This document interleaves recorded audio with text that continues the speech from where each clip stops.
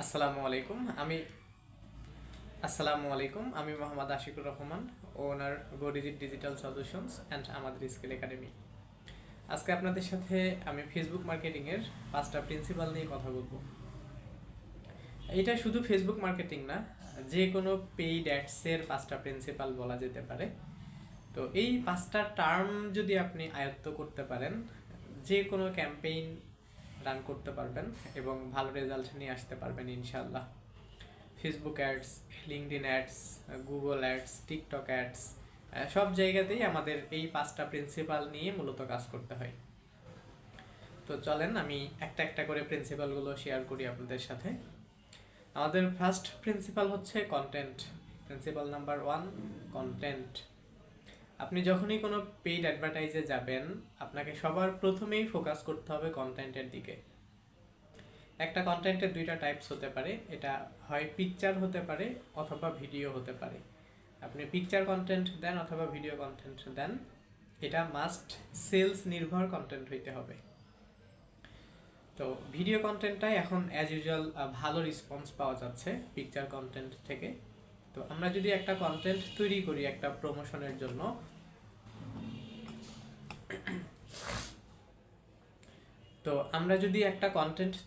একটা প্রমোশনের জন্য, তাহলে কন্টেন্টের ভিতরে কোন বিষয়গুলো রাখা উচিত? তো এই বিষয়গুলো বলি। শুরুতেই আপনার প্রমোশনাল কন্টেন্টের লেন্থ হতে হবে 15 থেকে 30 সেকেন্ডের মধ্যে। কখনোই 30 সেকেন্ডের বেশি যাওয়া যাবে না, কারণ প্রমোশনাল ভিডিওগুলো অডিয়েন্সরা অনেক বেশি সময় নিয়ে দেখে না। আমরা ফানি ভিডিও, ইনফরমেটিভ ভিডিওগুলো যেমন একটা লং টার্ম সময় নিয়ে দেখি, প্রমোশনাল ভিডিও কেউই দেখে না, 10 থেকে 15 সেকেন্ড দেখে। তো এই জন্য সর্বোচ্চ 30 সেকেন্ড হতে পারে, এর বেশি হওয়া যাবে না। কন্টেন্টের শুরুতেই আপনাকে হুক ব্যবহার করতে হবে। আপনি যদি ইমেজ ব্যবহার করেন সেই ক্ষেত্রেও, যদি একটা ভিডিও ব্যবহার করেন সেই ক্ষেত্রেও, এটার শুরুতেই ব্যবহার করতে হবে হুক। হুক জিনিসটা কি? আপনাকে ইন্টারেস্টিং টাইপের এমন কিছু ওয়ার্ড বা সেন্টেন্স অ্যাড করতে হবে যেটা আপনার অডিয়েন্সদেরকে আকৃষ্ট করবে। এটা হইতে পারে আপনার প্রোডাক্ট বা সার্ভিসের কোনো ফিচার্স, আপনাদের কোনো স্পেশাল অফার, কোনো ডিসকাউন্ট, যে কোনো কিছু। এরপরে আপনি ডিটেলসগুলো এক্সপ্লেইন করবেন। দেন কন্টেন্টের শেষে আপনাকে মাস্ট বি অ্যাকশনটা ক্লিয়ার করে দেওয়া লাগবে। আপনার প্রোডাক্টটা দেখা শেষ, এইবার কাস্টমার যদি এটা পারচেস করতে চায় তাহলে তাকে কি করতে হবে? আপনার ওয়েবসাইট ভিজিট করতে হবে নাকি আপনাকে মেসেজ করতে হবে? এইটা অ্যাকশনটা ক্লিয়ার করে দিতে হবে। এবং মেইন অবজেক্ট যেটা, আপনি অ্যাকচুয়াল যে সার্ভিস বা যেই প্রোডাক্টটা প্রমোশন করতেছেন, ওই অবজেক্টটা আপনার ভিডিওতে প্রতিনিয়ত থাকতে হবে, উপস্থিত থাকতে হবে। দেখা যাচ্ছে আপনি একটা বিষয় নিয়ে মুখে কথা বলে যাচ্ছেন, বাট কোন টপিক বা কোন প্রোডাক্ট সেটা দেখা যাচ্ছে না, এরকমটা হওয়া যাবে না। মেইন অবজেক্টটা থাকতে হবে। আরও আনুষঙ্গিক কিছু বিষয় থাকে, এই বিষয়গুলো খেয়াল রেখে একটা প্রমোশনাল কন্টেন্ট তৈরি করবেন। এরপরে আমাদের প্রিন্সিপাল নাম্বার 2, সেটা হচ্ছে গোল অথবা অবজেক্টিভ। এটা খুবই ইম্পর্ট্যান্ট। তো এই গোল বা অবজেক্টিভ কতগুলো হতে পারে, এই বিষয়ের উপরে আমার এই চ্যানেলেই একটা ডিটেলস ভিডিও দেওয়া আছে।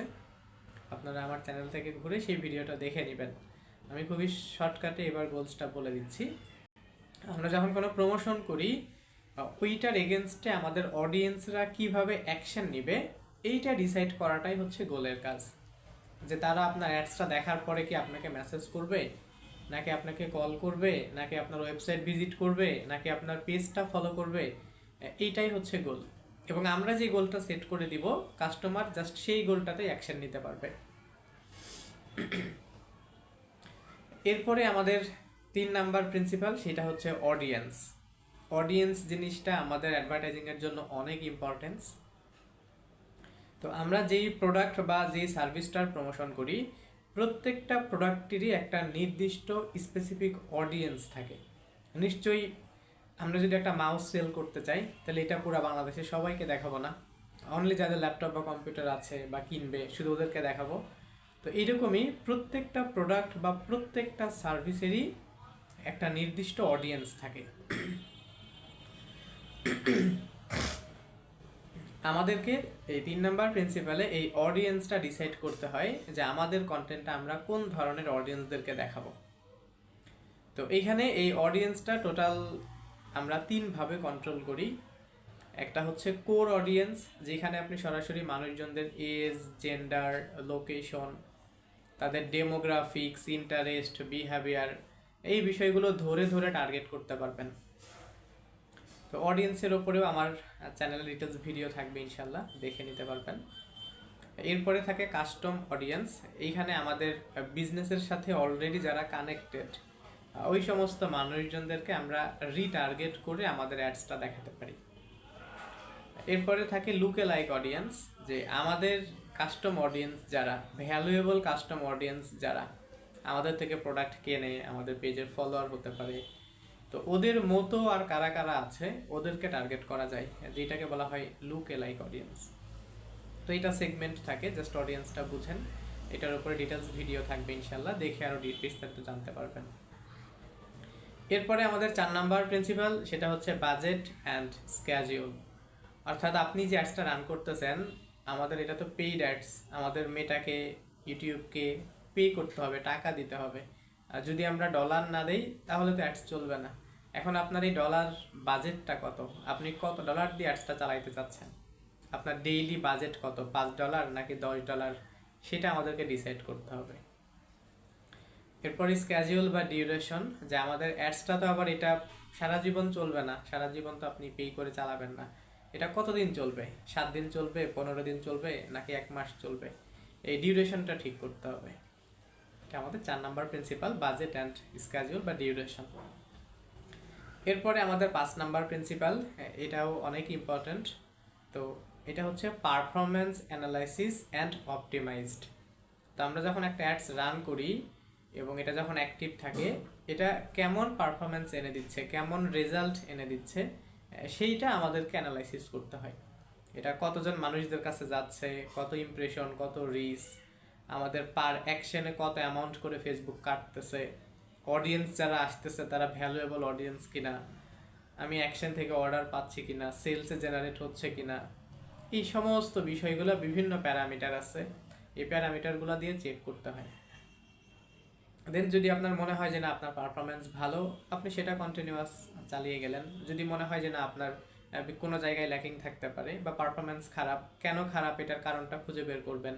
কন্টেন্টের সমস্যা থাকতে পারে, অডিয়েন্সের সমস্যা থাকতে পারে, তো ওই বিষয়গুলোকে আমরা আবার অপটিমাইজড করি। কন্টেন্টের সমস্যা থাকলে কন্টেন্ট চেঞ্জ করি, অডিয়েন্সের সমস্যা থাকলে অডিয়েন্স চেঞ্জ করি।